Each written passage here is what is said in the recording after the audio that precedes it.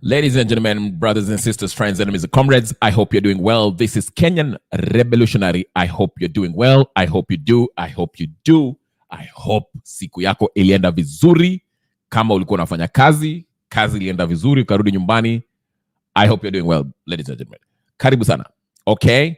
Today we have a bunch of things we want to touch on. I'll probably be here for an hour. Maybe more, maybe less, depending on how things go. As I tell you, it just depends how the day goes. But I will speak about a few things that transpired today. We were expecting to have a maandamano today, but unfortunately, from the reports that I get, at least from my sources, I didn't see any signs of any maandamano. I don't know if this is a tactical move by the so-called Gen Zs, or people just feel like, hey, this thing is dead. We are not showing up.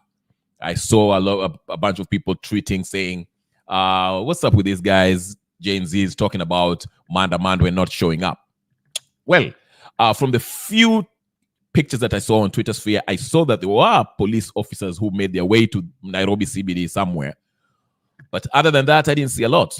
Of course, there were reports of yesterday people getting abducted. A bunch of people got abducted. So that, of course, shows that the government was worried about the possibility of having a huge protest today. But from what I've seen so far, I haven't seen any significant. Maybe there was a media blackout, or Twitter sphere was being, walikuwa nasafisha vitu. They are making sure that there's no one reporting about this maandamano. But in other news, what made news in Kenya was this relaunching of Raila Odinga's vying for this AUC seat, which made headlines. I think it happened in Kisumu, whatever the case is. I don't know how many times they're going to relaunch this bid for Raila to go to AUC, because every month we are being reminded Raila has a press conference with Mudavadi. Raila has a press conference with Ruto. Raila has a press conference with I don't know who, reminding us that he's going to AU, he's running for the AUC seat. I mean, how many times are they supposed to tell us, remind us that Raila is going to AUC? We get it, Ruto. You have Mumeka Raila and the AUC. Let him go if he's going. Let's see how he manages. There's I think Gabriel Oguda or somebody else is bragging that Raila already has bagged 19 head of states who are willing to back him for that seat. The bad news is there's also reports that the gentleman from Eritrea already has around, I think it's 28 head of states with the Francophone nations, all supporting the Djibouti candidate. Of course, the French-speaking Francophones and the North African nations are considering the contentious issue of Palestine, and thus can play a part in this debate or in that candidacy or the competition among the candidates to vie for this AU seat. So it is said so far Raila has around 19 head of states who are backing him, or at least verbally promised to back him when it comes to the Ninio. And the Djibouti president is rumored to have 28 already. So there are 18 left. So far, Raila, I don't think he was going to make it, but we'll wait and see. I see KK on the chat. KK, I see you. I will be dropping the link in a few. But let's talk about something. Now, our friend Musyoka Kalonzo mwenyewe came out. He came out today, and he had a press conference with Babu Owino. And Kalonzo Musyoka is basically saying, hey, listen, now I'm the new face of the opposition. Anajiweka yeye ndio sasa opposition. But again, I have questions. We know Kalonzo is not someone who you can trust. This man told us that there's no way he's going to support Raila Odinga, and then the next minute, he was with Raila, following Raila Odinga like a lapdog. So there's nothing trustworthy about this Kalonzo Musyoka. The funny part of this, the funny bit about this Kalonzo Musyoka calling in a press conference about him being the head of the opposition or positioning himself as the head of the opposition. This happens a day after Kalonzo Musyoka met with Meg Whitman. I'm telling you, Meg Whitman is the real president of this company called Kenya. I'm telling you, she's calling the shots. I'm telling you. She met Musyoka yesterday. Remember, alienda kakutana kwa Musyoka, kwa ofisi ya Musyoka. Even Musyoka akaeka picha kwa ninio yake in his Twitter page. They met Meg Whitman and Kalonzo Musyoka. What were they discussing? Musyoka is not holding any office in Kenya. What do you think they were discussing? Think about it. Mimi nikiwaambianga vitu hamski. What was Musyoka talking about with Meg Whitman? Musyoka is not holding any public office in Kenya. He's not a leader of anything besides his party. Lakini Meg Whitman alienda kakutana naye. Wakapiga picha. They had a meeting. And right after the meeting, a day after that, Musyoka anakuja naeka press conference anatuambia nini? He's telling us that he's the head of the opposition now, that Raila is going to AUC. A coincidence? I think not. Other news. Let's talk about this maneno ambayo the head of states that came to Kisumu in this silly AU bid, the ceremony. I don't know what's the ceremonious about the whole thing. But anyway, Museveni Kaguta, the dictator of Uganda, came to Kenya, and in his speech, which was boring in its entirety, it was a protracted speech that nobody cares about. But Museveni mentioned Babu Owino, talking about how he's given his intelligence information. Babu Owino's name came up, and he mentioned that Raila is a good person, but one of his crew members, Babu Owino, has been involved with the Ugandan opposition, and that kind of didn't sit well with Museveni. Of course, Museveni is a dictator. I don't have to tell you much. And this guy, Museveni, has only stayed in power because he has always been protected by the US. I'm telling you, Megan Whitman is the president of East African Company, which involves Kenya, Tanzania, and Uganda. Let's get started. I will back my claims by showing you the videos of what is going on. Twende. Now, another thing too, I also want to mention and keep you updated in. Remember our friend Kasmuel Makoure, the young man who was part of the Gen Z, who is known for his suits and his eloquent speech and his television appearances when he debates the brainless Kenya Kwanza government sympathizers or apologists. Ore came up and said something that really caught my attention. He went deeper and he is confirming my fears. Remember, this Gen Z movement was said to be faceless, leaderless, partyless, tribeless.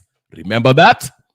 No. Makoure now is calling himself the ringleader of the Gen Z. Ha! I told you this guy was aiming for something. That's why I told you I do not trust this kid. I don't. He says all the good stuff, but now he's going against the very principle, foundation, mantra of the Gen Zs that made Gen Zs much effective. See, in the beginning, Ruto didn't know who to go for to arrest or harass or detain or shoot. He couldn't do that because Gen Zs were tribeless, partyless, and what? Partyless, tribeless, and what? Leaderless. But now, Makoure comes out and tells us that, no. I'm the Gen Z's leader. I am the man. I am the man. I am the lead. I'm leading this movement. This is what he said. Let me start by there before I drop the link. Let me start there. Twende kazi. I'm starting. I'm coming. Let's go. I'll show you. I'll come. Let me go to Makouri. Then I'll go to before to Chambwe. I want to start with Makouri guy. I've told you every step that Makouri takes, it's just to the wrong direction. Huyu jamaa anajiangalilia mwenyewe. He's being propped up by somebody. Somebody is propping up this kid. Everything he does. I don't trust it. I never trusted him. I will never trust him. I'm sorry. Who goes to a maandamano in a suit? I don't care. This kid, I don't trust him. Let's go. Listen to what he said yesterday before I get to the days. Matamshi ya leo. Here he is. Tulikutana na about 54 people's assembly. Sasa hii mambo yetu ya kukua disorganized na kusema tuko sijui leaderless, tuko nini, mimi nimejiondoa. Mimi kama hivi ninapoongea,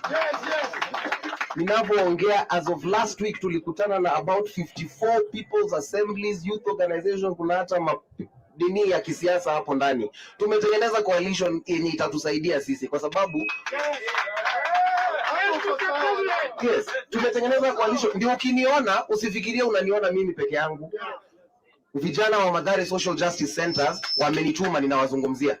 Vijana wa Mukuru Social Justice Center wamenituma na wazungumzia. Mlango kubwa kwa Ruben, kote Ngong, Kasarani, ndio hata mtu akisema huyu amenunuliwa, utanunua organizations 54. That's what we are saying. Nikitembea peke yangu maisha yangu inakuwa ngumu sana. Kwa sababu hata nikishikwa sina mtu wa kupigia. Lakini nikiona wameniangaisha ile upande ingine pale Thika Road, nasema Honorable Speaker, nitafutie pahali hapa Embakasi South nilale. Itawashinda kweli? Itawashinda. And that is why ninasema, that is why ninashinikiza na ninasisitiza ya kwamba we have to organize, because as long as we are driving this disorganized agenda, there are people who are reaping. Tunajua kwamba the people who infiltrated the maandamano, kuna watu walichangisha pesa nyingi sana, mamilioni. Mimi nakimbia ninashika suti nafikiria sisi wote tunapigana vita moja, kumbe kuna watu wanapigana vita ya kujitajirisha. Hiyo tumesema hatutakubali.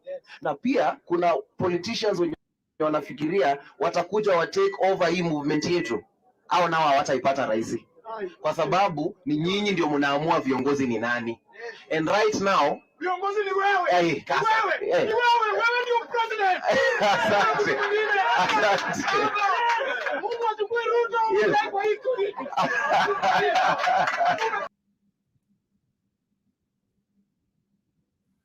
So you see, Kasmuel, I'm losing my page here.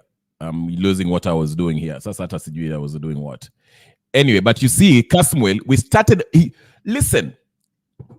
Now he's saying that the Gen Zs were disorganized. Who told him we were the Gen Zs were disorganized? If they were disorganized, how did they make it to have this big maandamano that actually was successful to break in the parliament? Can you do that without by being disorganized? And they maintain the mantra, leaderless, tribeless, politicalless, partyless. Unaelewa? That was the mantra. Lakini sasa amejiweka. Amejiweka. Keke ananiambia, you have the other guy got 33 million sent to his M-Pesa. Mwangi. These were the face of the movement. There were people, ulikuwa unajiona yeye anatoa speech. When people were going to maandamano, alisimama hapo na kwa microphone yake, anatoa speech na hiyo suti yake. I told you, be wary of anyone who shows up in a maandamano in a suit and giving speeches in the middle of a protest, which means he was garnering attention to prop himself up as somebody. Okay? Na alianza vizuri. You heard him when he used to go to those television interviews na akiongea shows. Alikuwa anasema, we are partyless, we are leaderless, and we are what? And he was even defending the position by saying the reason why they were like that, it is because they did not want the government to target one person. You see, just like ODM or Azimio, once you target the conman Raila Odinga and pay him and get rid of him, send him to AUC, which is not going to get, the whole movement is weakened because Kalonzo is useless.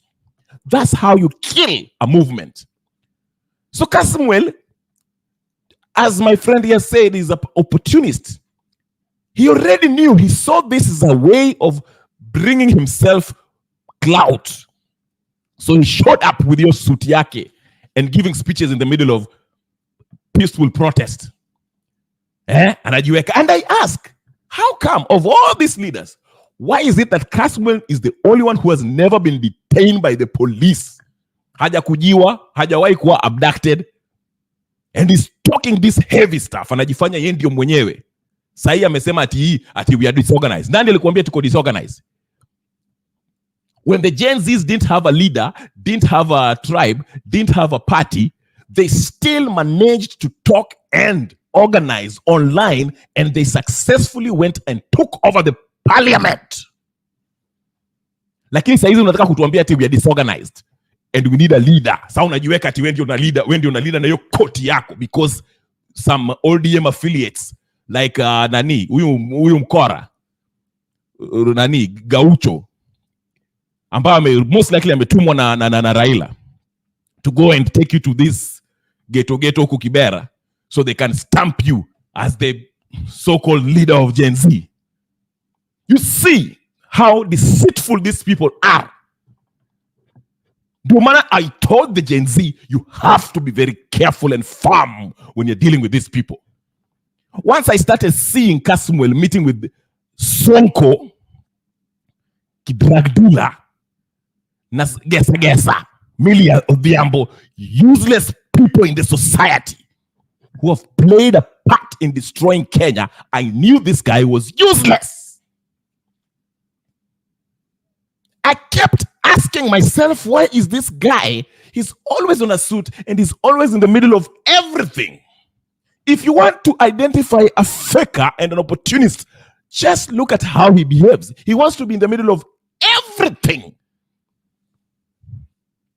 And he will be very, very proud. He will talk to, where hujaenda kwa ground? That is his ninio. Wewe unaongea hapo uko kwa ground?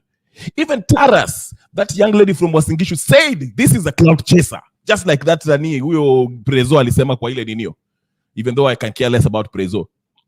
But Taras, the lady from Wasingishu, the Gen Z from Wasingishu, said, yes, I've interacted with Samuel and I can tell the guy is upon ni cloud chaser. And mi nilimwonea 18. And after nikamwona hapo kwa ile Spice FM, I knew Kasmuel was a faker. You can't fool me na kizungumkuti na suti. I don't care pale umetoa hiyo suti ama ile kizungu mingi unapiga unasema. You cannot convince me. I have to check your action and what you say. Vile alienda Spice FM akaanza kusema ati anybody who says anything anataka kwenda maandamano has to report to a what? Collective. Na akaulizwa, wewe ni nani to decide why somebody should report to a collective? Wewe ni nani? Who are you? Na leo shetani amejitokeza kwa suti akisema anajiapisha ati yeye ndio mkubwa wa Gen Z. Just because a bunch of illiterate ghetto malcontents, okay, recalcitrant, semi-literate ghetto dwellers endorse you as the head of Gen Z, that does not make you the voice of Gen Z. Let me tell you, and he can debate me. Send him this picture. We can debate here. Kama ni kizungumkuti to debate.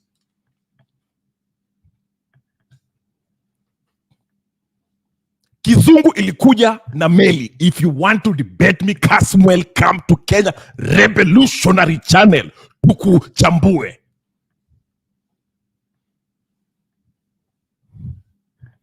Kama ni kifua tuko nayo hapa.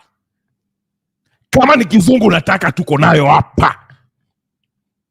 Kama ni intellectually fitness unataka kuangalia, kuja hapa tupimane. pembe kwa pembe. Let's see who are the true revolutionaries of Kenya.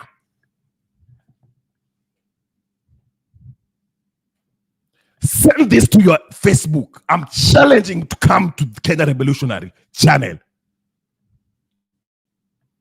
He can stream it on his your Twitter. Na anajua atasema ati you are looking for clout. Yes, I'm looking for clout. Ndio ni expose for being a faker. Kuja na hiyo suti yako.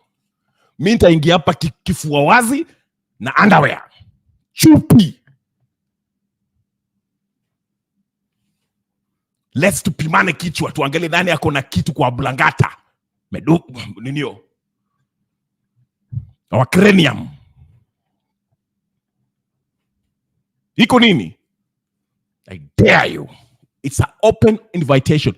Anyone who knows Kasmuel Makaure, mwambie get in touch with me at Kenya Revolutionary. Kuja to debate.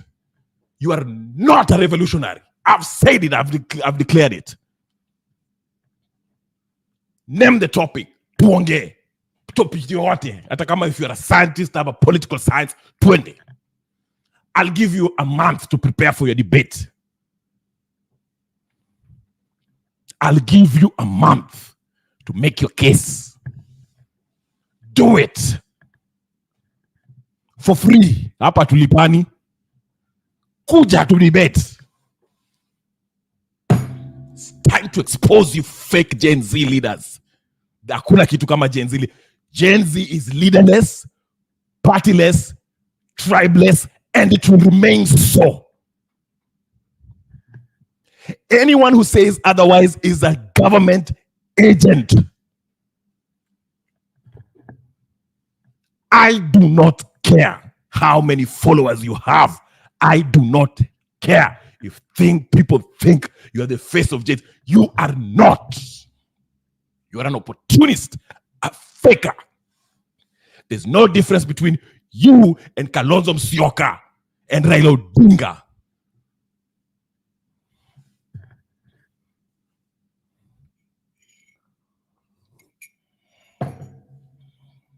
I said it. Mtumieni message akuje. Let's deal with this other one. Let's deal with this another one. Because it's a long day. We are here. There's so much to cover. Let's not dwell on this young man. But he needs to be given an intellectual lashing. Soon we find out who the true revolutionaries. Bob Marley anatuambia, soon we'll find out who are the true revolutionaries. Hey. You'll see the fire on our belly. We don't get impressed by suits and sophistry.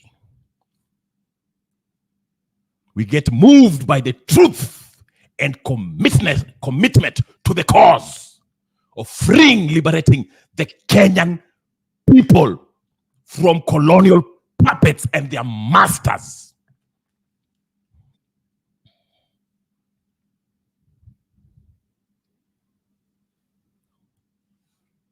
Tuendelee. Museveni was in where was Museveni? This useless man. Museveni. Here is Museveni talking about Babu Owino. Here is Museveni. I'll get to Kalonzo in a minute. I'll open the Ninio Mwingie. Here's Museveni. Mzee mshenzi sana.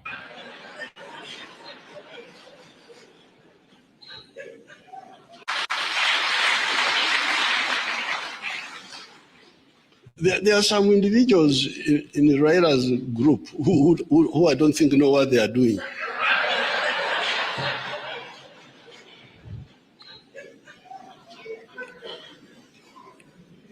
You know, I am a consumer of intelligence services. So I always see intelligence service reports. There's a character called Babu. I received Babu. Dealing with anti-Ugandan group, anti-NRM group, seeing Ugandans. So I had never chosen him, but now I am choosing Babu. But those are individuals, they are not the Raila group. Because I know Raila from the nationalists and Pan-Africanists.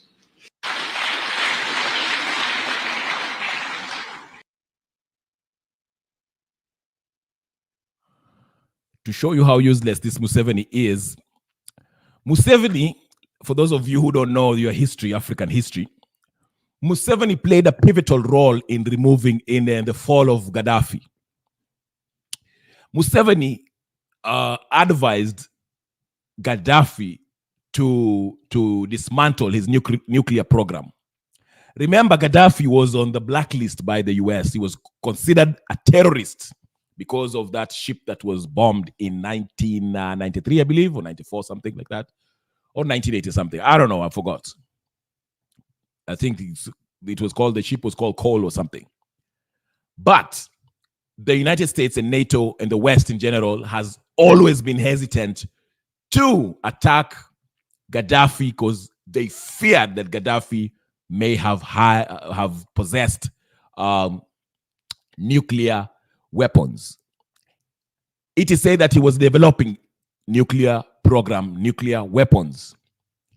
And before NATO, the West, took him out, they had to first convince him that, hey, you have to dismantle your nuclear program.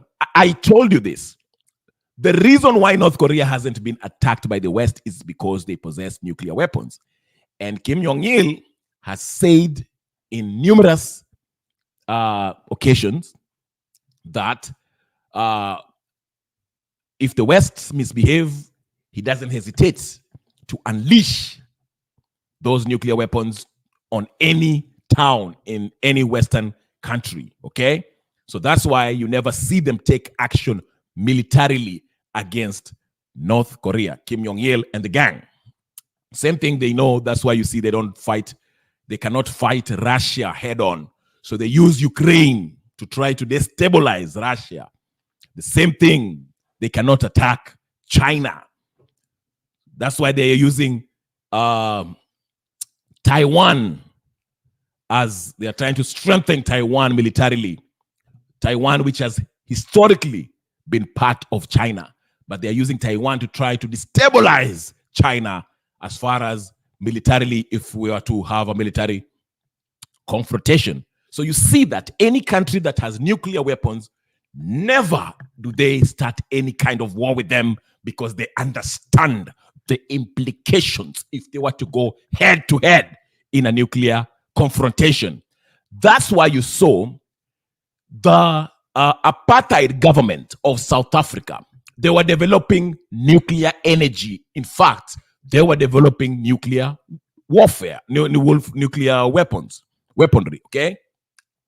The apartheid government by the Africans were being supported by the West, okay? While Mandela was fighting them with the ANC. But as soon as ANC came to power, listen to me. Joy Obesa, nice seeing you. Karibu sana, like, share, comment, and do all that good stuff. As soon as ANC came to power, the first condition before Mandela became the president of South Africa, part of the negotiation conditions, prerequisites, was we are going to let you become the president, but number one, you have to dismantle this nuclear program that you have. You have to.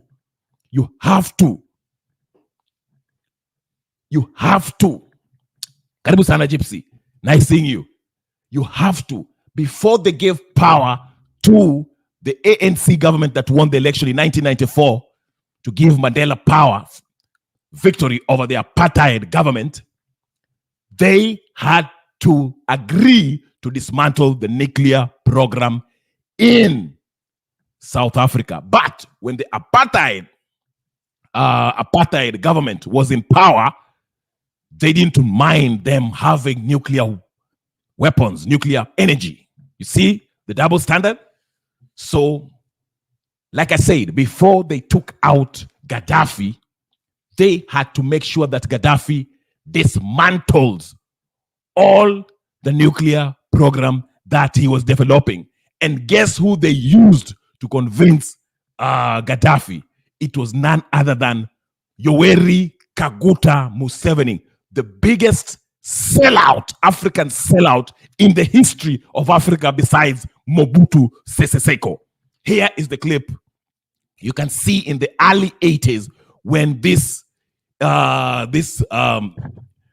Western puppet was meeting Reagan in 1987, assuring President Reagan that he will fight Gaddafi in helping U.S. dismantle the nuclear program that they had. Here is, let me just show you that clip before we get to the Babu Owino and the rest of the clowns that claim to be our leaders. Listen to this. Listen to this very carefully. Listen to this. Here's the clip, ladies and gentlemen. This is Kaguta. I'm very sorry about Mrs. Reagan, but I'm glad she's recovering. Oh, it's been a miracle. She's, other than when we had children, it's the first time she's ever been in a hospital as a patient. Been there many times. Her father was quite an eminent surgeon. And she, for a time during the war, was what we call a nurse's aide, helping out. But my goodness, the operation was only Saturday. And here she is. Thursday morning, I'm going to go and bring her home. That's good. I had a call from her this morning. She was up showering. Well, yesterday I was there and took her for a walk through the corridors there to give her some exercise. That's very encouraging. It's been, well, the doctors say she's way ahead of schedule on her recovery. Yes.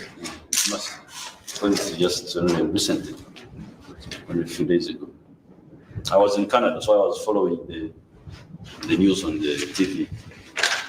I was in Canada attending the Commonwealth Conference. Yes. Could I bring up a case of another thing, even though it may sound as if I'm interfering here, or I shouldn't. You're most welcome. I'm aware of Mr. Gaddafi's approaches and efforts to get a foothold in your part of Africa and all. And I just like to intervene and caution. I don't think he has worthy causes that he is promoting. I think he has a kind of world revolutionary idea, and I know it has cost a number of lives, forced us to take a drastic action in his country to let him know that we were aware. We had indisputable truth that he had been back of a terrorist act that killed a number of people, including a 11-year-old girl. So we thought that we should show our displeasure. We did. Mr. President, I started fighting Gaddafi before you started. What? I started fighting Gaddafi before you started. In 1979. Yes. 1978, we were fighting a man called Idi Amin. Oh, yes. He was the president of our country. Yes.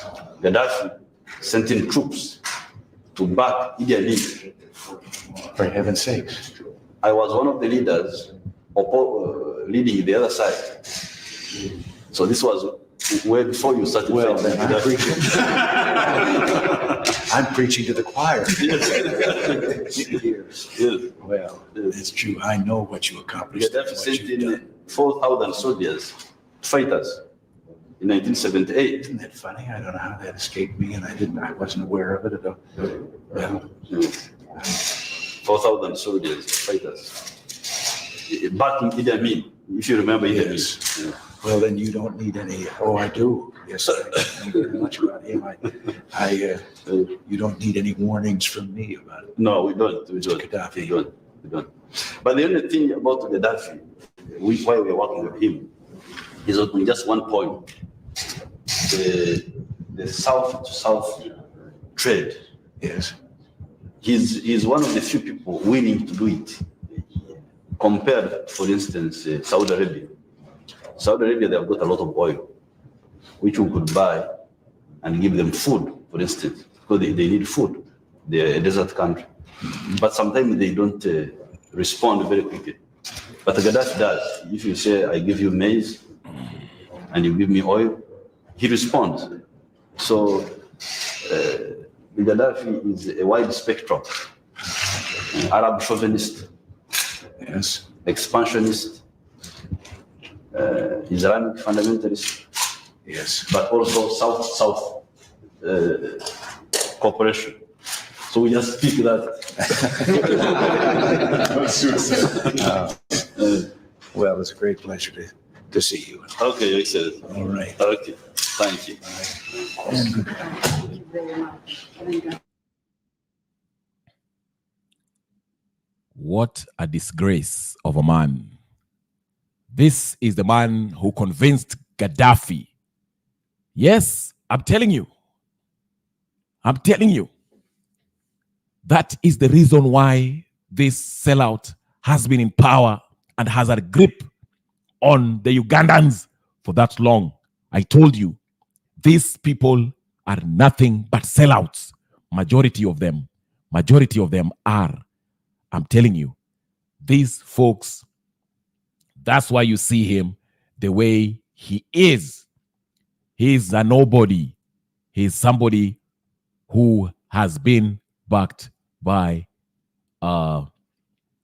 whatever. Now, the current president of Kenya, Miss Meg Whitman, was on TV show. You guys don't feel it? You don't feel a kind of some type of way?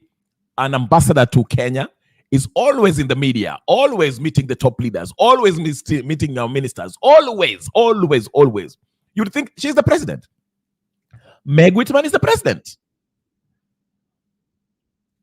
Meg Whitman is the president of Kenya. I'm telling you.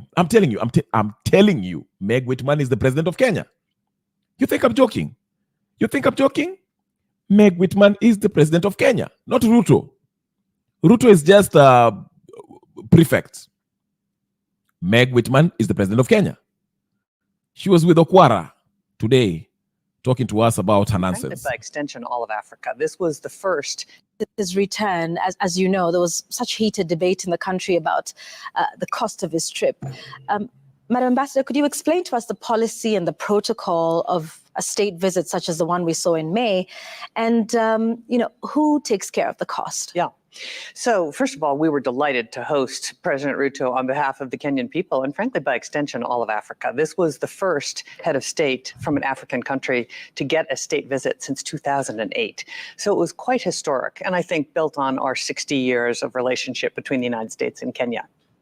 And basically, the sort of protocol, if you will, is that the head of state and his entourage gets themselves to the United States, and then we take care of the expenses from there, and then they have to get themselves home. So that's how it works. All right. So the whole kerfuffle about a jet and who was paying for it, you say it's Kenya that would take care of... This is not the United States of America. The Kenyan government has to take care of that. Okay. All right. His return, as you know, there was such heated debate in the country about the cost of his trip. Madam Ambassador, could you explain to us the policy and the protocol of state visits such as the one we saw in May, and who takes care of the cost? Yeah. So first of all, we were delighted to host President Ruto on behalf of the Kenyan people, and frankly, by extension, all of Africa. This was the first head of state from an African country to get a state visit since 2008. So it was quite historic, and I think built on our 60 years of relationship between the United States and Kenya. And basically, the sort of protocol, if you will, is that the head of state and his entourage gets themselves to the United States, and then we take care of the expenses from there, and then they have to get themselves home. So that's how it works. All right. So the whole kerfuffle about a jet and who was paying for it, you say it's Kenya that would take care of... This is not the United States of America. The Kenyan government has to take care of that. Okay. All right. His return, as you know, there was... So basically, what Megan is basically saying is that the cost of the trip from Kenya to the United States is all up to the Kenyan government.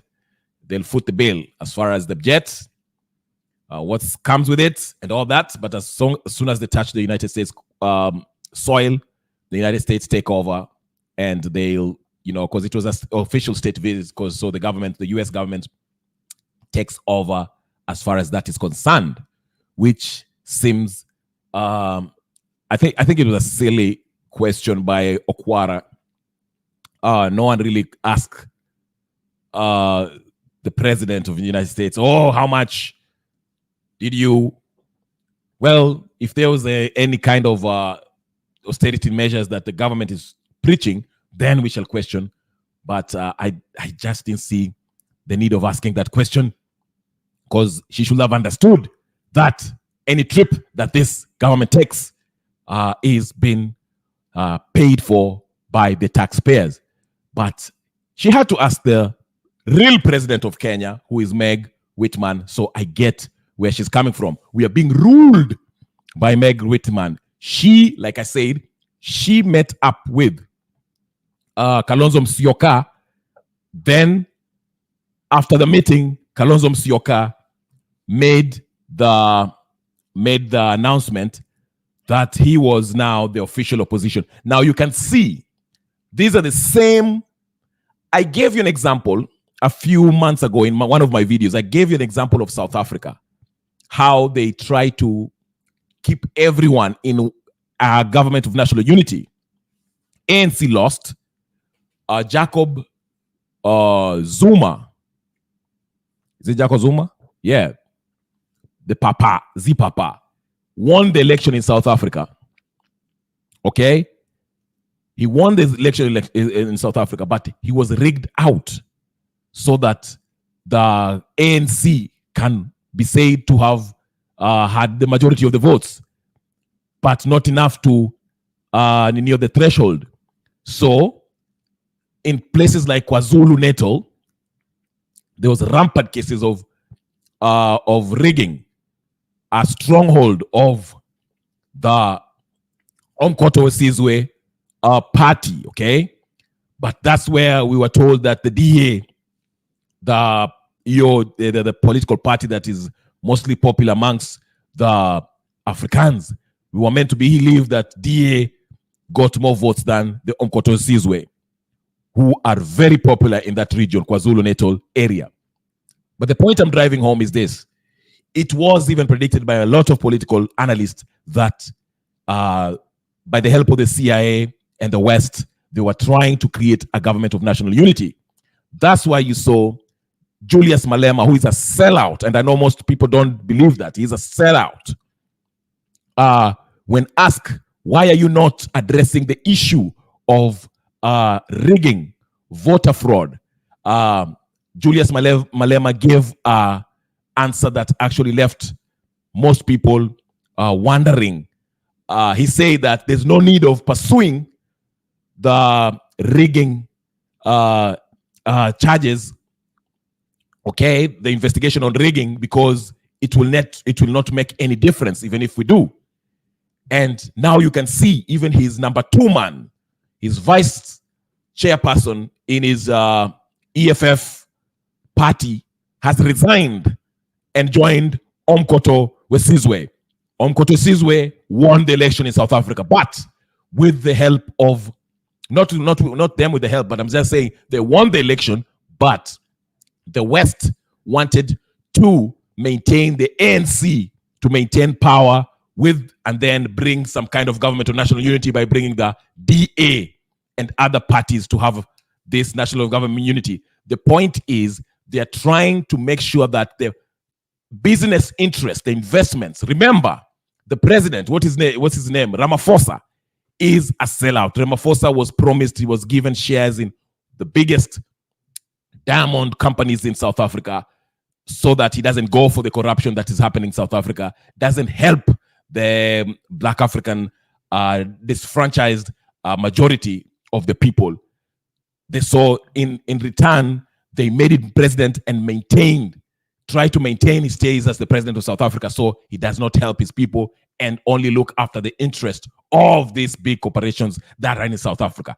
That's why you see Jacob Zuma is the only one who is fighting this election results. And you can see Julius Malema, the sellout, who was said to have been receiving money from the Queen of England. And that's why he fell off with the former First Lady of South Africa, Winnie Mandela. They were at once, they were friends. But when Winnie Mandela discovered that Julius Malema was receiving money from the Queen of England, she distanced herself from Julius Malema. Okay, and now you can see Julius Malema. Now he's number 2. He said that, you know what, I cannot go on with this EFF party. I'm going to join the Umkhonto Sizwe, the rightful winner of the elections that was just concluded in South Africa. Why am I mentioning South Africa? Because it is the same script that is being played in Kenya, and that's the same script that is going to happen in 2027. They are bringing the same political class, the same faces, the same corrupt people, the Kalonzos. Can you imagine that Kalonzo now is declaring himself the head of opposition? Kalonzo, a sellout who brought us the NADCO report that was unconstitutional. I wish Okwara could have asked Megan Whitman, what do you think about this NADCO nonsense that is being implemented? That is in violation of our constitution. Why are you meeting this Kalonzo Musyoka? What were they discussing? Kalonzo Musyoka, again, as I started, Kalonzo Musyoka does not hold any public office. He hasn't been voted by anyone. So what was he discussing with Meg Whitman? Surprise, surprise. After Meg Whitman pays him a visit, the next day he comes and called Babu Owino, that little murderous child of Mwindi, to declare that they are the face of the opposition. These known sellouts, the same faces of corruption, the people who have looted the Kenyan economy dry, are the same people who want to convince us that they are going to be opposition. No, we say no. That's why I'm telling you, Megan Whitman is ruling Kenya directly, not even indirectly anymore. It's directly. Ruto is not governing. Ruto spends most of his time on top of cars, having town hall meetings, lying his teeth off, telling us nonsense that we know is nonsense, doing nothing. The real president of Kenya is Meg Whitman. That's why you see her visiting various ministries, from Badi to Joho to Musyoka to Raila to Ruto. He's telling them what to do. He's even telling you who's going to be the opposition. Meg Whitman is the president of Kenya. He's not a de facto president of Kenya. He's the Jew. He's directly the president of Kenya. Listen to her as she gets more interviewed by Okwara. Why should Okwara entertain 1 hour of interviewing Meg Whitman? Why? This corrupt lady. Listen to him. Listen to what I'm telling you. Why are we entertaining her? This is the question that we should ask ourselves. It is not normal for an ambassador to have such much influence in a country that is illegal, that is unprecedented. It shouldn't be that way. Here it is about IMF. As we continue, I will open the Ninio. Here it is. Listen. Told you, the script is always the same in every African country. The script is always the same, unless you break against them, and then they'll target you for coup d'etat or political assassination. Every African country and Kenya face a very different. When the IMF told the state to ignore the protests that they had foreseen, and it would seem that this system tolerates or promotes the loss of lives over profit. So what I would say first and foremost is every African country and Kenya face a very difficult financial situation. A lot of debt was taken on when interest rates were near zero. By the way, lots of companies around the world did the same thing because debt was effectively free. That debt built a lot of infrastructure, which I think Kenya is grateful to have. When you talk to people who haven't come to Kenya in 10 years, they're like, this is amazing. This is so different. But now with what happened, and it's a very complicated situation, is when Russia invaded the Ukraine, inflation went up. The United States tried to control inflation. We raised interest rates. What I have understood is now that when we raise interest rates, we get a head cold. The rest of the world may get the flu. Yeah. So the percentage of the Kenyan budget that goes to interest and principal payment has... Wait a minute. She said when the Feds raises the interest rates, the whole world, everything goes up. Well, it is because the countries that ping their money on the US dollar, that's why they suffer. If you ping your money on the US dollar, which is worthless, it's not backed by gold or anything, you are going, if they raise the interest rates, it's going to affect everything in your country because your money, your currency is pinged on their money. Okay? So that is why, for those of you who don't get it, the rest of the world may get the flu. Yeah. So the percentage of the Kenyan budget that goes to interest and principal payment has increased dramatically. So now the question is, what can Kenya do? And it's true for many other African countries. And I think Kenya's number one priority is not to default. And I think that's very wise. So the IMF, the World Bank, bilateral lenders are now, Kenya, the good news, has a lot of friends that are trying to help solve this debt crisis, but there's no easy answer here. Oh, yeah, I have an easy answer, a very easy answer, Megan. First of all, we need to audit our debt because most of these debts that were taken that you so-called say that has built great infrastructure were overinflated. The prices of those infrastructure were not to carry out building this infrastructure, were not as were inflated. So our constitution says, Megan Whitman, listen to me. Our constitution says that we can hold those people, public officials who are responsible for taking up this debt. Number one, before we hold them responsible, we shall audit this debt. See where this money went. What projects did it build? How much did it cost? Then we audit. Any debt that was taken illegally, the individuals that signed upon that debt can be held solely responsible for that. And we can declare that odious debt. It's not a default. It is the principle of odious debt, just like the United States says in the case of Cuba, when the Spain wanted to charge Cuba for the odious debt. Okay, we can do that. So we might not default, but we need to have an audit of our debt because the money that was borrowed, majority of it, we cannot even account for. And some of it, the debt that was taken, the infrastructure that we're told the prices were inflated. Meg Whitman, you terrorist lady, that's the Kenyan president. For those of you who don't know, Karibu sana. Like, share, comment, subscribe, and all the good stuff. That is the Kenyan president speaking, not Ruto. Ruto is not the president of Kenya. That's the president of Kenya speaking. She told you. Here is this report. Very quickly, as we continue. Crap. I'm losing my stuff. Here it is. For those of you who are happy Raila is going to AU, here is it. News for you. Hold on for a second. Hold your horses. Let me translate for you. Djiboutian Mahmoud Ali Yusuf, who is also running for the AU seat, receives the approval of 29 French-speaking countries, Francophones in other words, 29 French-speaking countries for the African Union Commission, while Raila Odinga boasts and celebrates Ali with his 18 votes. It is likely that he will not get the remaining 18 because Mahmoud has already pocketed half of them.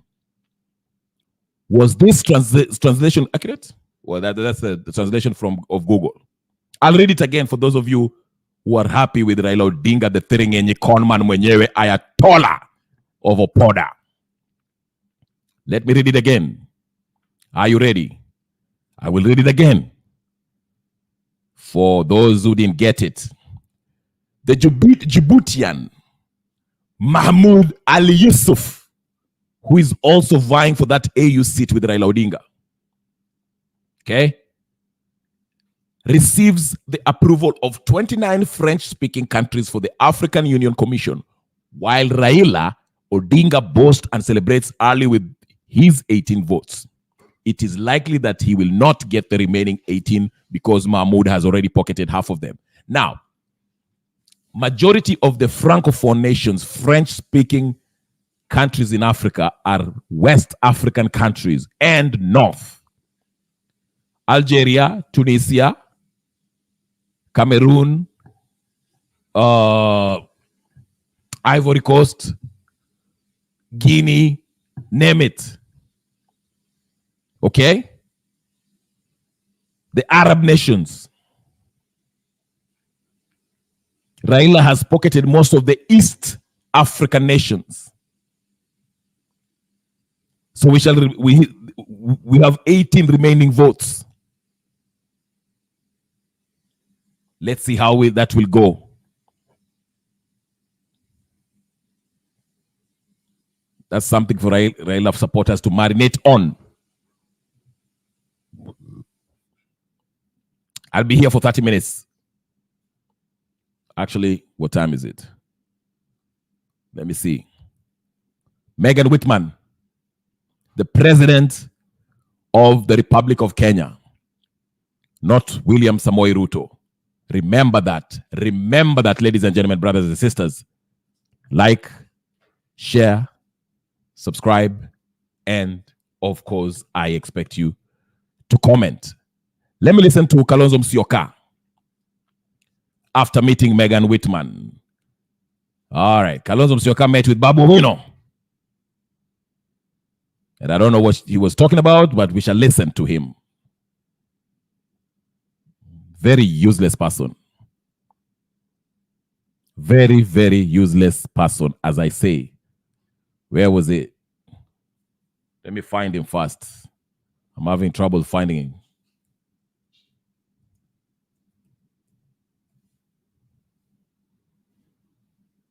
They had a meeting.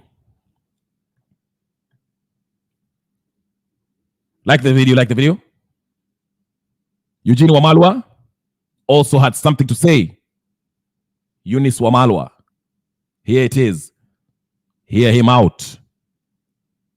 His buddy. These are the guys who are going to run against Kenya at behind as we went into the last. Just to confirm to the country that as we salute our leader, the Right Honorable Raila Odinga, the man we all rallied behind as we went into the last general election, a man who received actually the greatest support across this country. Over 6 regions out of our 8 regions supported him. The majority of the counties supported him. Majority of constituencies supported. We believe he won that election. But with what was decided, we accepted to move on. We salute him and we thank him for his leadership. I don't want to hear his nonsense. Let me hear Kalonzo Musyoka. Musyoka has something to say. Musyoka Kalonzo. Kalonzo declared himself to be the opposition. Why pa mwenyewe? Here it is. Like the video, ladies and gentlemen. Brothers and sisters, friends and comrades. Share and subscribe if you haven't subscribed. Party leader Kalonzo Musyoka says he's now the official opposition leader and takes over the Azimio coalition's leadership following the departure of co-principal Raila Odinga, who launched his bid for the African Union Commission's chairmanship. Democratic Action Party of Kenya leader Eugene Wamalwa reiterated that there will be no power vacuum in the coalition because Kalonzo, the coalition's second most senior politician, will take over automatically, even as the opposition outfit endorsed Raila's AUC candidature. With the majority of our people who expect that this administration will be kept on its feet. In fact, they will see opposition that they have never seen before. I can tell you that. And so it will be a team. But in Azimio, there will be no vacuum. We are several parties, constant parties of Azimio.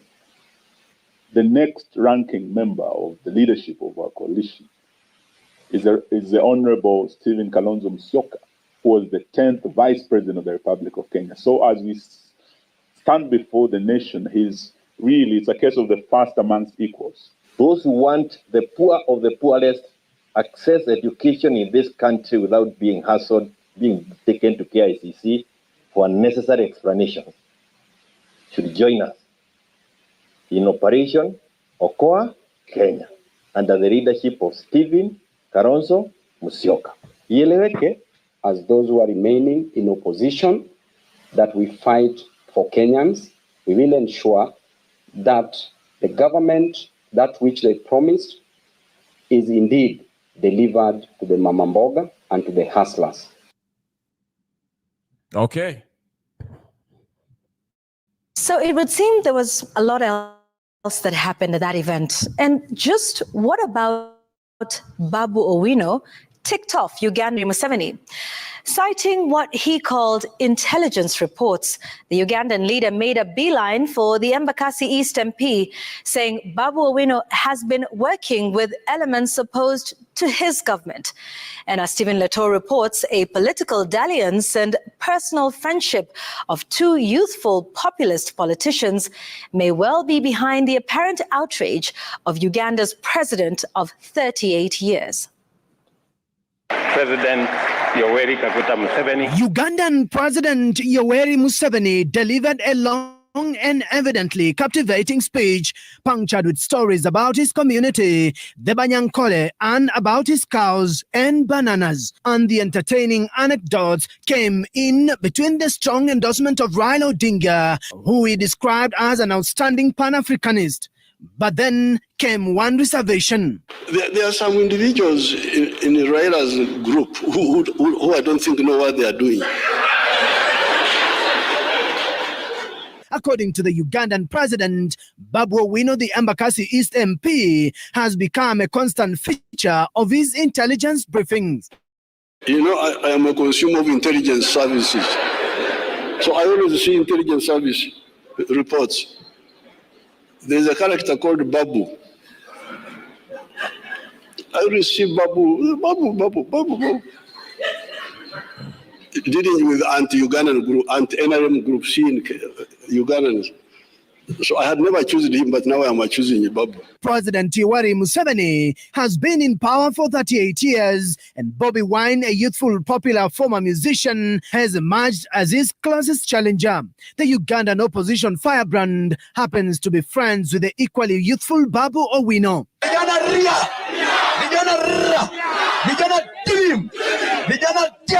His Excellency Bobi Wine, welcome.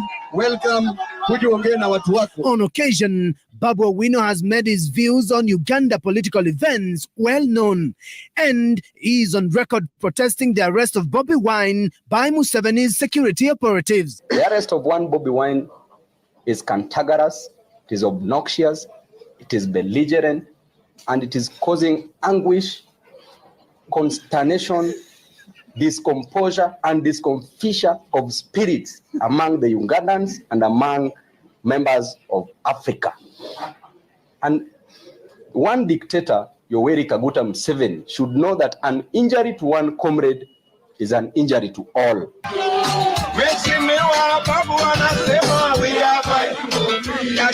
Babu Owino and Bobi Wine have also stepped out together in political rallies, notably in Embakasi's Jacaranda grounds and Kibra's Kamukunji grounds in Nairobi.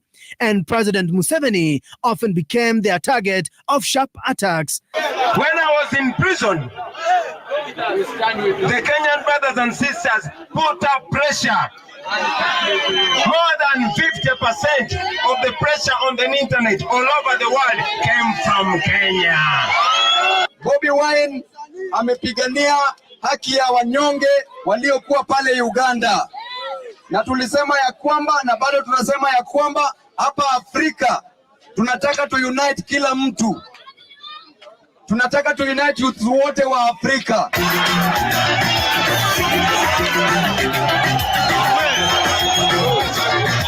By expressing discomfort with Babu Owino's dalliance with Bobi Wine, East Africa's longest-serving president paints the youthful Bobi Wine as a consequential opponent. And this, with elections approaching in 2026. And so comes another story from Yoweri Museveni, a story of Babu Owino and Bobi Wine. Stephen Leto, Citizen TV.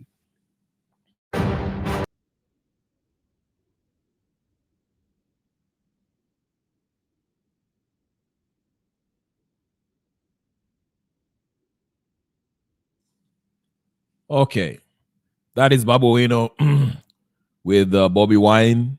Well aware of his comrade. Sorry, my still comrade Bobby Wine. They've always been supporting each other. Bobby Wine, I understand, he used to be a musician, heavily linked with the US too. Babu Owino, as I said, I've said it 1,000 million times, and I will say it again. If Babu Owino did not have his history, his criminal history that he hasn't paid for, he would have been a shining armor in the moments of darkness, political darkness. But Babu Owino cannot stand on his 2 feet. But I understand. I feel his pain. He's a young man who's ambitious, who wants to take over the movement. You can see the tweets from the Kalumas who are not happy by the fame or notoriety that Babu Owino is gaining, especially by being mentioned by this dictator. Okay? Babu Owino associating himself with Kalonzo Musyoka, positioning himself as the young man who will take over the mantle once Raila Odinga leaves. Again, it might be a wonderful move by Babu Owino, but Babu Owino is limited. That case of him shooting somebody on camera will always be lingering in his conscience and will always be used to blackmail him. Every time, remember, even during the Kenyatta regime, every time Babu Owino was out of line, when he started saying not so nice things about Kenyatta and his family, you would hear the courts or the prosecutors will bring the case back and say, hey, Babu Owino, there's a new charge of you discharging firearm illegally or something. They will always bring up that case every time he would say something about the Kenyattas. Okay, and that will be used against him. That's why I wasn't surprised when I saw Babu Owino shaking hands, holding hands with Sakaja during Ida Odinga's 74th birthday. I don't trust him, to be honest with you. I don't think he's a real change.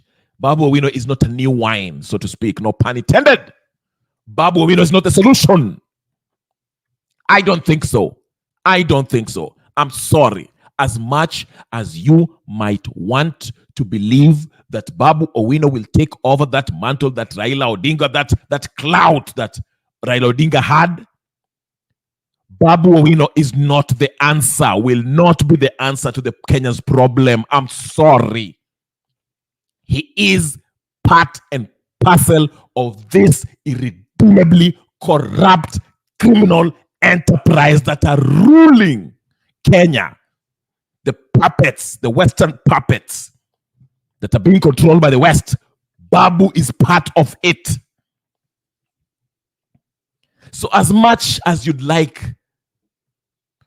to say good things about Babu Owino, how he runs around helping out whenever there's trouble anywhere, try to associate himself with the Gen Zs, with the young Kenyans, young folks, rubbing shoulders with Bobby Wine and everybody else.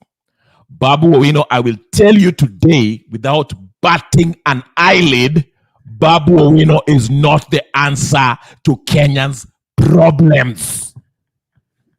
He's not the leader that will take you to that proverbial Canaan. Whether you want to hear it or not, hapa tunaambiana ukweli. Babu Owino is not it. He's not him. As famous as he may be,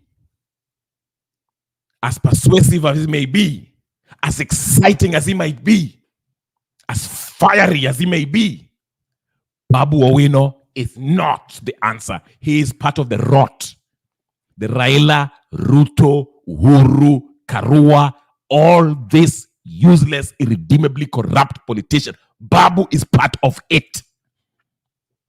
Believe it or not. I don't care if you believe it. I'm telling you what's the truth that you need.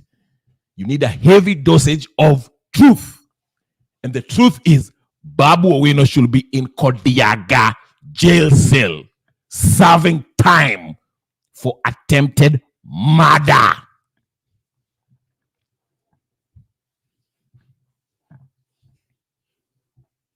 So, sorry. Sorry to burst your bubble. Nobody gets away with it.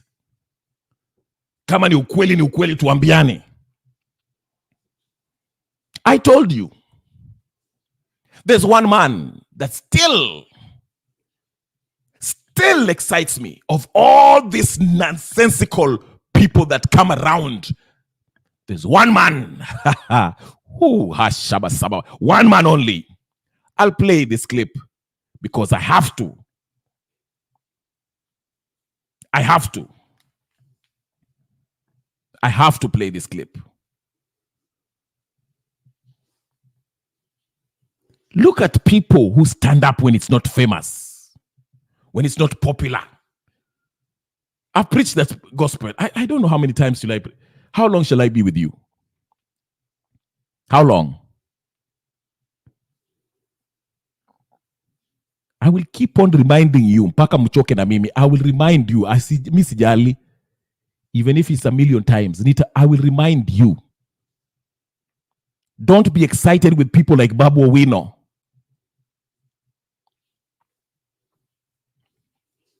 Do not be excited by people like Babu Owino. These are the criminal people. Vincent Kimeli, thank you so much. Like, share, subscribe. Here is the person that you should vote for. Here is the person that you should vote for. Whether you're a Gen Z or not, here is the person that I want you to vote for. Faithful, and I was knocked out 10 teeth because I refused to. I don't have 10 teeth in my teeth. My teeth are fake.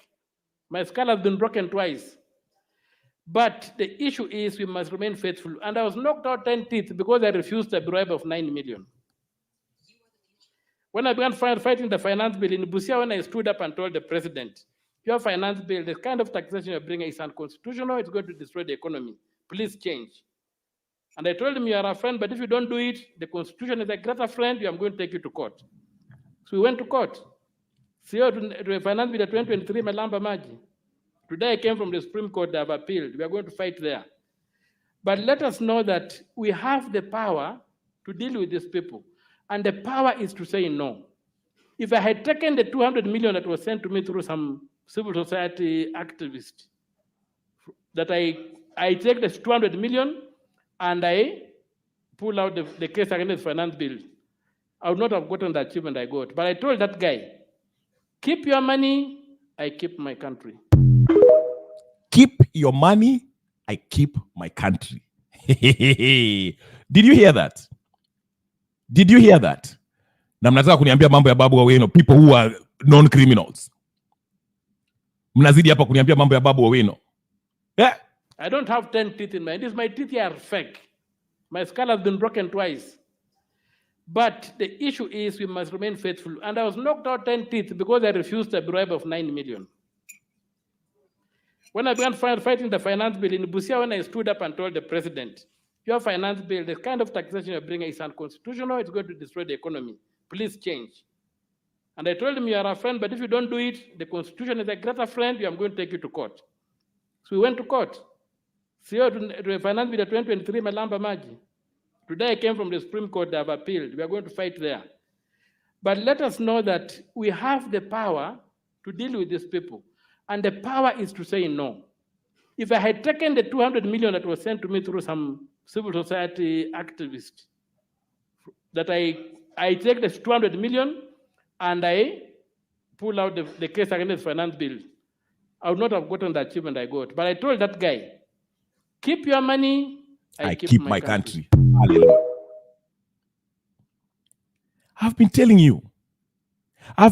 you, stick to people who have always been consistent. Even when there were a bunch of nobodies, Okiya Omtata was being called a madman when he was chaining himself in parliament. They were referring to Okiya Omtata as a madman because of his commitment and fidelity to the Kenyan Constitution. Happy birthday. Happy 14th birthday, I think, on the 2010 Constitution. It was promulgated on the 2010, 27th August. Okiya Omtata chained himself. He mentioned his teeth is fake because it was knocked out of his mouth. Couldn't eat solid foods. He was forced to drink soup for months because he believed in a country. He believed in Kenya. He believed in the Constitution, the rule of law.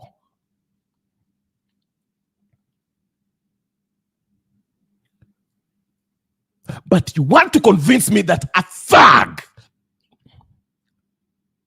like Babu Owino is worth voting for? Is that he's a leader, a known thug who has bewitched you, Kenya? Who has bewitched you? Babu Owino, you want to compare him with Okiya Omtata. Raila Odinga, a known con man who has conned Kenya for 40-something years. Uhuru Kenyatta, a murderous son of Jomo. William Samoei Ruto, a brutal, murderous dictator. Kalonzo Musyoka, a known conman watermelon. Judas. These are the people that you want to front as the opposition to represent who? While men who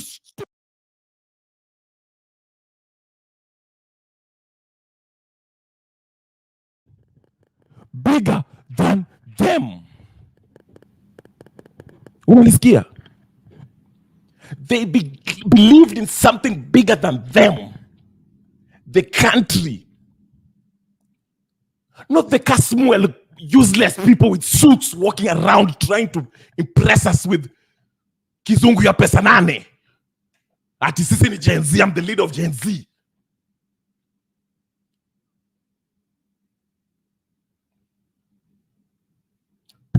We need Okiya Omtatas. We need Okiya Omtatas. I need 100 Okiya Omtatas. Men who are willing not to be compromised by 100 billion shillings or dollars, but put their country first, are willing to get their teeth knocked out, detained, tortured, chain themselves in front of the parliament building for them to do the right thing. When Raila was sending Kibera youth, uneducated, to go shoot, throw stones and burn things in Nairobi, for him to go to AU, Okiya Omtata by himself prepared a document and went to the Supreme Court and told them, I'm standing because of the Constitution. You cannot pass this bill. You cannot pass this bill. Didn't need a gun, didn't need a knife, didn't need 1,100,000 youth to go cause chaos in CBD. But got the result that he can stand in any court with its name and say, here is what the Constitution says, and here is the illegality, the illegal nature of these bills that are being passed by this irredeemably corrupt political class represented by Lucifer himself, William Samoei Ruto, and his cohorts, Beelzebub, Uhuru Kenyatta.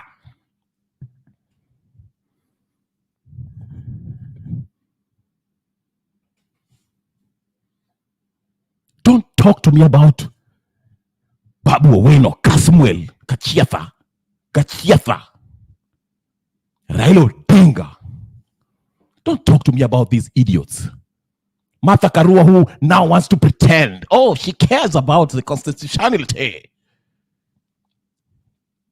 While during Kibaki, we remember you when you were in the Minister of Law and Constitution.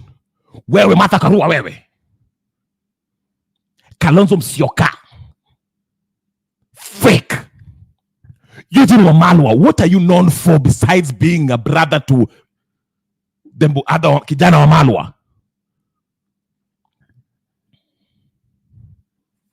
Babu Owino, what are you known for besides shooting somebody and sniffing coke and posting pictures of guns in your Instagram page? What are you known for? Don't tell me about the bursary.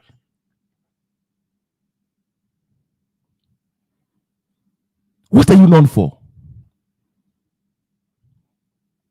Wakenya nani amewaroga?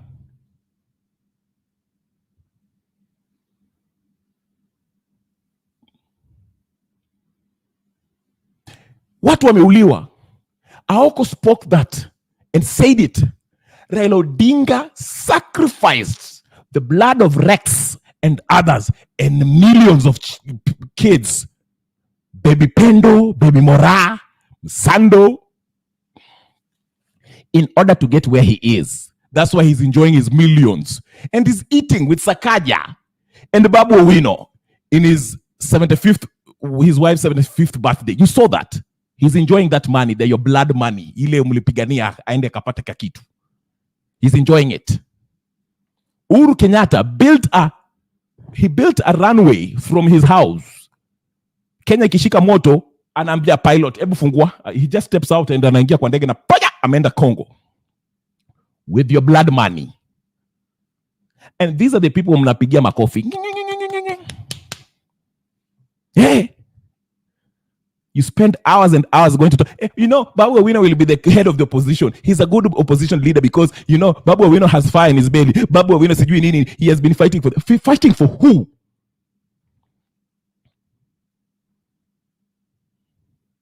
Oh, you know, Raila sijui.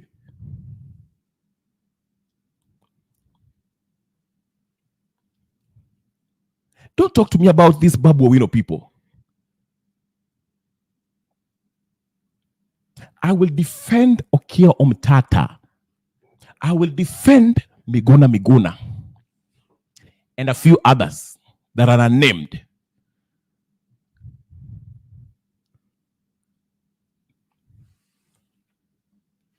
People who are called names, abused, but stood up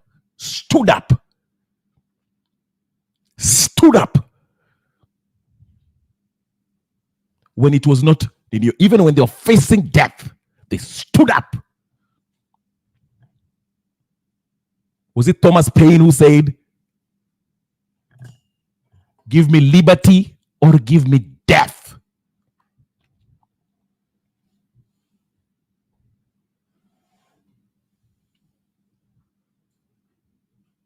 It's one thing to talk that talk. It's one thing It's another thing to walk that walk. I know. The next few days you'll hear people talk about Babu Owino is now the new Baba. He's a Nyanza kingpin. And all this nonsense. Nonsense. Total nonsense. The Gachagwas. Nonsense. And Ruto's lies. We are past that. If you're not talking about how we can remove Ruto, don't talk to me. If you do not want to talk about how we can remove Ruto, don't talk to me. The discussion is, how are we removing Ruto? Is it through a popular revolution? And don't tell me we are waiting till 2027. We are not waiting.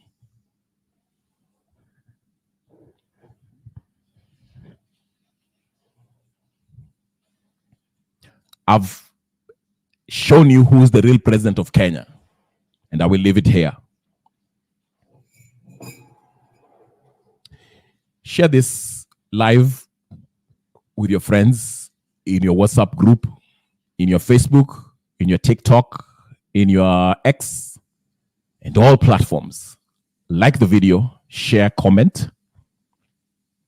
If you want to be a member, you can be a member to this channel. Ni $1 tu kuingia. There's super chats. Ukitaka kutuma super chats, that's fine too. If you don't, that's fine either. Other than that, I want you to think. Okia Omtata or the criminal Babu Owino? And I'll leave you with that. KK, I know you want to come in, but I have to go. I'm sorry, brother. But I'll meet you tomorrow. Like, share, comment, and subscribe. Peace and blessings.